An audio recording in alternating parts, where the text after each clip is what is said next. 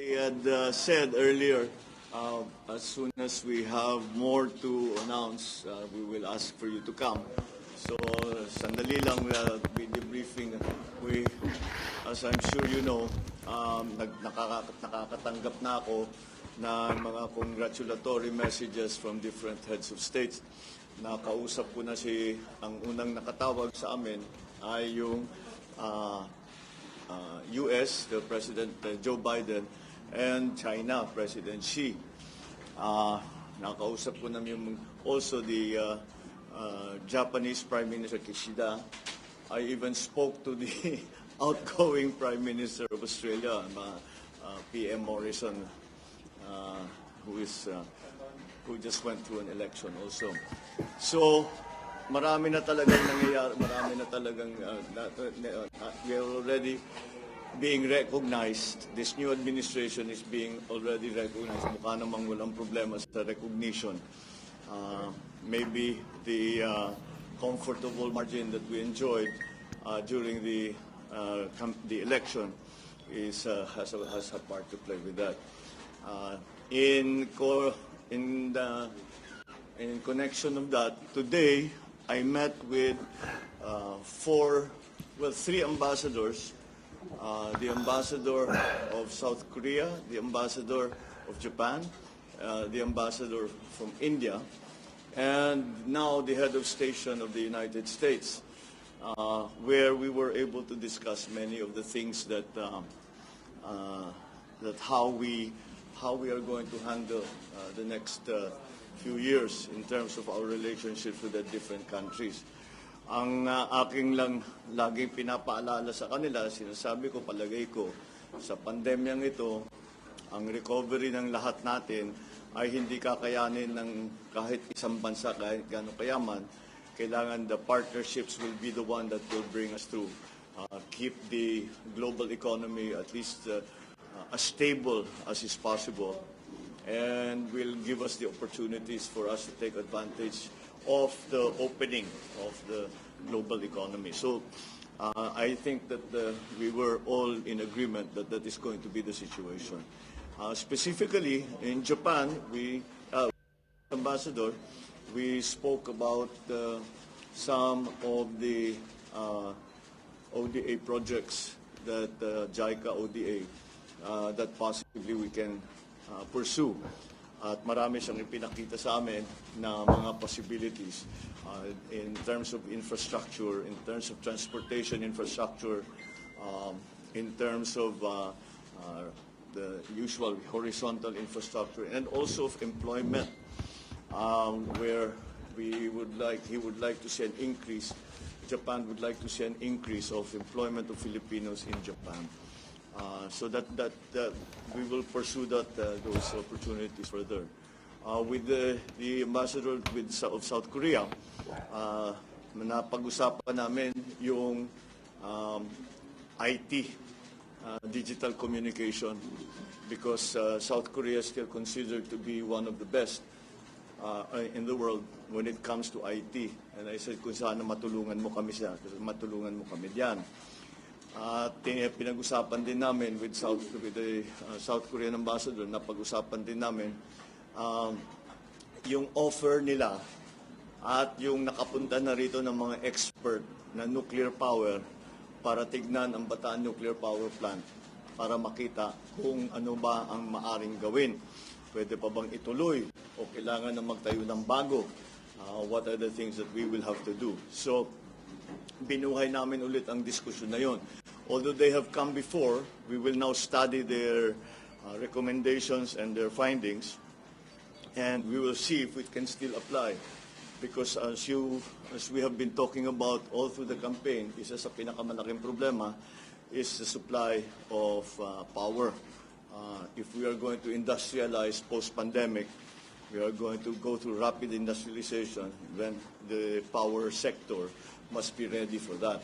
And the problem with in the power sector is that malaki ang lead time. Kahit na siguro yung pinakamaliit na planta, 3 years yan. Minimum, 3 to 5 to 7 years. But kahit na hindi aabutan ng administrasyon ko, we still have to start somewhere. So we spoke about that, and some of the other security concerns for the region. Siyempre, North Korea is a continuing concern to South Korea, and the stability in our area is something that we had also discussed. With the ambassador from India, we hit upon, he had... Dyson have invented a brand new way to vacuum. It twists and cleans, moving forwards, backwards. 3 very interesting programs that they are instituting in India that I think might be applicable in the Philippines. And we again agreed to go into these different areas in greater detail. Number 1, of course, is agriculture. We have a lot, we can learn a lot, especially from India, not only in the techniques of agriculture, but also in the protection of farmers, and how to bring the average age of the farmers down from what it is now. Nababasa ko 57, 50, 56, 57 ang average age ng ating mga magsasaka. At walang pumapasok ng mga kabataan. And one of the solutions that was proposed is that it will, kung gawin nating high-tech yung ating agriculture, magiging interesting para sa mga mas bata. Because with the new technologies, we will need young people anyway. So we started talking about that in the protection of the farmers. I also, because it is one of the conclusions we arrived at during and after the pandemic, after the first hit of the pandemic, yung gamot. And we know that India is one of the largest manufacturers of generic drugs. And I think, I said, if we could go into partnership para magkaroon ng production dito sa Pilipinas, turuan nyo kami what is the manufacturing technology, what are the necessary things that have to be put in place. Is there new legislation? We have to put up a new agency, or we will have to do training for those of yung mga nasa atin na tao. But in the end, to be able to provide at least the basic, yung mga basic lang na mga gamot na dito na nanggagaling. Marami na tayong ginagawa, pero marami pa rin kulang. And kaya naman siguro, I have no doubt na yung ating mga manufacturers dito, kaya naman nilang gawin yan. Pero we will get advice because may experience ang India, kaya siguro naman marami silang ipapakita sa atin. Titignan natin kung babagay dito sa Pilipinas, baka maka-adapt tayo, and we will also be able to pursue that. The other very interesting area that we talked about with the Indian ambassador was their programs in India for microfinancing. And this is again because of the MSMEs that we are hoping to assist, to bring back, to create more jobs, to bring people back their livelihoods. Meron silang statistic na nagulat kaming lahat, sinabi, 70 pesos pa lang, 70 pesos pa lang, pwede na silang magbukas ng account doon sa kanila. Napakaliit lamang, kaya na nila. So sabi ko, will you please send me material? Because I'm very, very interested in that. Kasi mabusisi ang trabaho na yan. India has always been a pioneer in terms of microfinancing. But they have taken it already to this level na kahit ganun lang kaliit ang puhunan mo, pwede ka na magkabangko, pwede ka na magka-bank account, pwede ka na maghanap buhay, pwede ka na magnegosyo. And with the American charge, well, as you can imagine, pagka kausap natin Amerikano, marami talaga kaming pag-uusapan. But primarily, one of the first subjects that we came upon were the assistances that the United States is offering to mitigate climate change in different countries. At very active sila. They want to take a leadership role in the mitigation of the effects of climate change, of global warming. And I said, it is that became, nung nakita ko sa brief na yun ang kanilang ginagawa, ay nakita ko kagad kasi napakataas natin, top 3 tayo at risk sa climate change. So that is immediately of great interest. Security concerns, of course, have always been a big part of our relationship with the United States. But then the additional ang aking sinasabi, it is very well. Of course, we will welcome any assistance for the economy that we can get from the United States. But I think that not only a dependence on aid from the United States, but also in trade not aid, balik pa rin tayo doon, trade not aid. And so to open the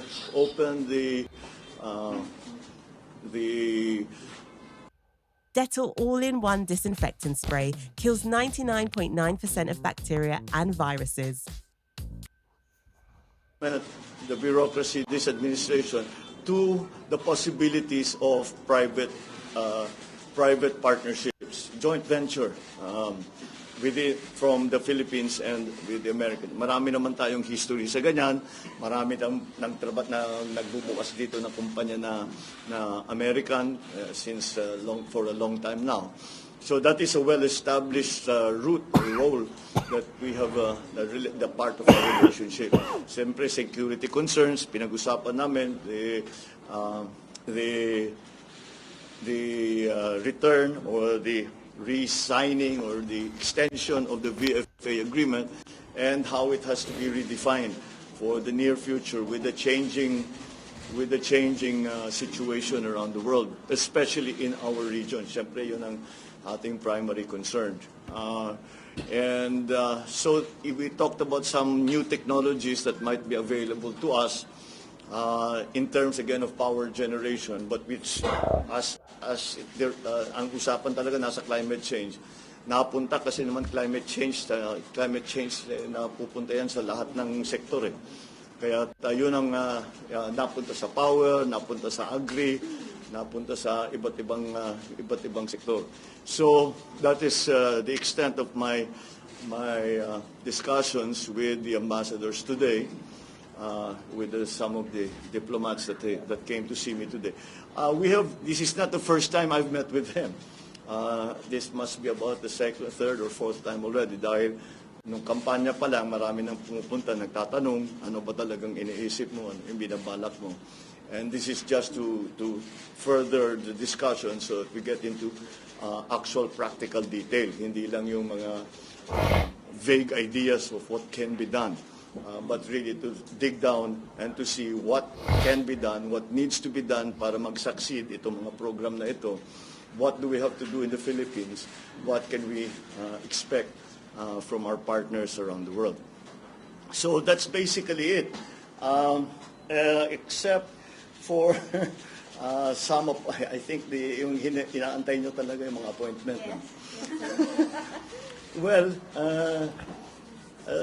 na ano tayo ni our friend the incoming DOJ secretary has already announced it himself, so sigundahan ko na lang siya that Boying Remulla, I have asked him to join the government as DOJ, the Secretary of the Department of Justice. I think he will be very good. He has as you know, he has a great many years of experience in government, number one. And what many people do not know is that he's actually a very, very good lawyer. And so I think he will fit very nicely into the DOJ. I guess we can talk about our last meeting already.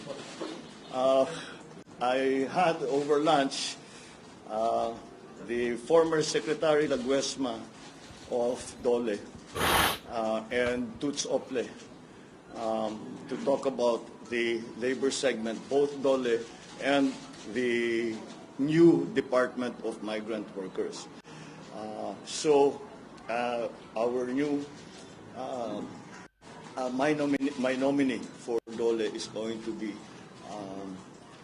the former Secretary Laguesma, to return.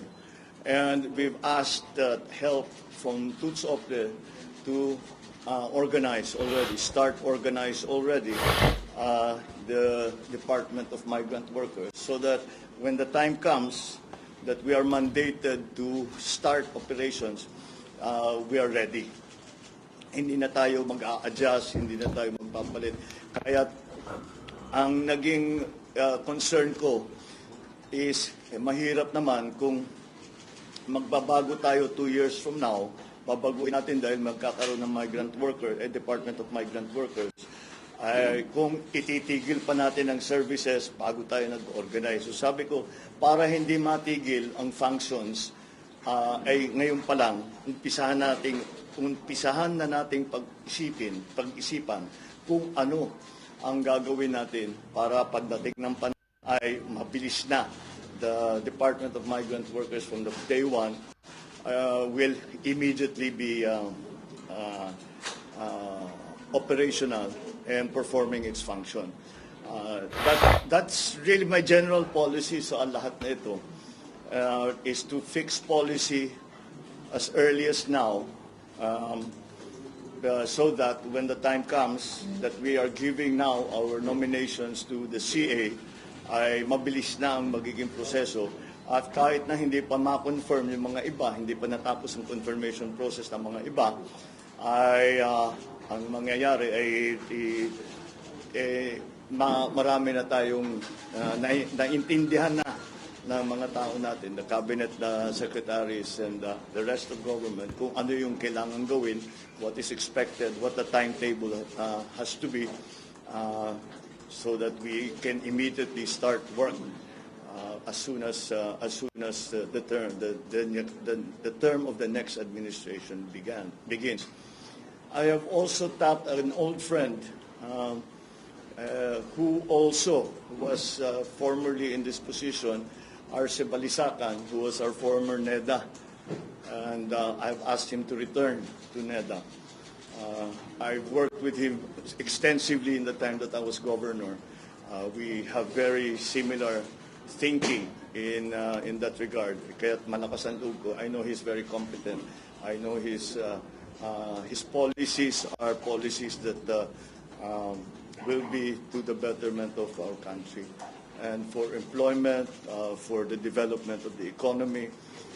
Nag-uusap kami ng ilang oras at mukha namang tumutugma ang aming pag-iisip tungkol sa approach natin dito sa mga darating na ilang taon when it comes to the economic managers. I know that siyempre ang punot dulo talaga na susunod na administrasyon is the economy. Kaya alam ko yan inaabangan na talaga ninyo. Allow me and maybe a few more days for me to be able to announce formally who will be part of the labor sector is going to be very much part of any redevelopment and recovery of the economy. So that's part of it. NEDA, obviously. Sa NEDA, having come from governor, sabi ko dapat ibalik natin yung primary function ng NEDA. NEDA, you have to remember, is the National Economic Development Authority. And the process has always been that the provincial development councils will forward their recommendations to the regional development council, which will forward their recommendations. Kasundo kami sa polisiya. Kasi kung di naman sila mag-agree, mahirap naman masyado yun. So we will continue to discuss with them. And should they agree, umpisahan na namin ang mga planning para diyan. So I wanted, technically talaga, dapat after proclamation itong mga announcement na ito.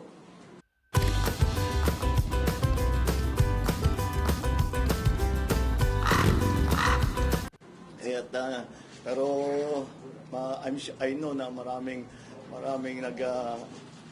hindi na makapag-antay dahil nga napaka-importante itong mga appointment na ito. But allow me the luxury of a few more days and we will be able to announce more. At the moment, siyempre nakaabang na kami sa canvassing. My best information is that the canvassing will proceed rapidly, and I told the speaker and the leadership of the House and of the Senate that I'm on call. Kung matapos sila, kahit anong oras, kahit hating gabi, I'll be happy to go there to be proclaimed. So that's what we are busy with now. And that also explains to you bakit ako naka-Amerikana. Dahil nga, mga kaharap ko, ambassador, na ibang look namin dito sa headquarters at hindi na kami nangangampanya at we are now back in the office, working in the office. So I'll leave that with you for now. I'll take a few. Sa inauguration po sa President, are we going to held it sa grandstand po since parang Hindi kaya because na may ospital eh. Ginagamit pa eh. Hindi naman natin pwedeng ilipat ito na. Kailangan pa ito. Yata ng Manila government and even the DPWA Secretary Roger Mercado parang sa ina sinabi nila. No, I don't think there's any need to go to that. Yun lang, we're now looking for an alternative. So out na po yung grandstand? I think for now, unless something will change radically, we cannot use Quirino Grandstand. I would have, mas maganda para sa akin, gusto ko doon dahil yan ang tradition eh. Pero marami talagang pinalitan yung pandemic. Wala tayong magagawa. Sir, under your administration, will the Philippines participate in the Indo-Pacific Economic Framework? Yes, we talked about that. Can you discuss more? Yes, we are very much involved. We are very much involved, and we are considered very much an important member of that aggregation. So some of the elements of the Indo-Pacific Regional Treaty are going. We spoke about with the different ambassadors, most specifically with the American charge. So yes, we will be involved in that. Sir, House Majority Leader has said that... I'm sorry? House Majority Leader Romualdez has said that... I'm sorry, I'm really... Hello, sir. House Majority Leader Romualdez has said that a stimulus measure is among your top priority legislation regarding the Congress, sir. Sir, may we know, sir, if you think that the government still has funds to fund another stimulus package, and then, sir, given that the 90% of the 2022 budget has already been disbursed to various agencies? Yes, there are slight differences because although it has been dispersed, not all of it has been spent. So meron pa tayo room, pero konti na lang. And so that's why we will have to look to the new budget, the budget for 2023, which is presently being written. We have to look at that to find sufficient funds for the things that we want to do. Kasi talaga, basically, move some public expenditure away from non-investment expenditures to more investment-led expenditures. Again, to revitalize, to retool the economy. Sir, you're also open to selling government assets, such as Leia and a portion of Manila Bay, as proposed by Congressman Salceda to pay for the country's debt, sir? I'm always very wary of selling government assets. So as a matter of principle, I'd rather not. So, yes. Sir, just a follow-up, how do you think the Philippines will benefit from the Indo-Pacific Economic Framework? Well, it's going to be, because now, as I said, the survival and the stability of the global economy, or even just the regional economy, is going to depend on the partnerships we make with other countries. And that's why that's going to be very important. We have to open as much of the economy as we can to trade. And that's where these kind of treaties come in. Okay? Thank you. Maraming salamat.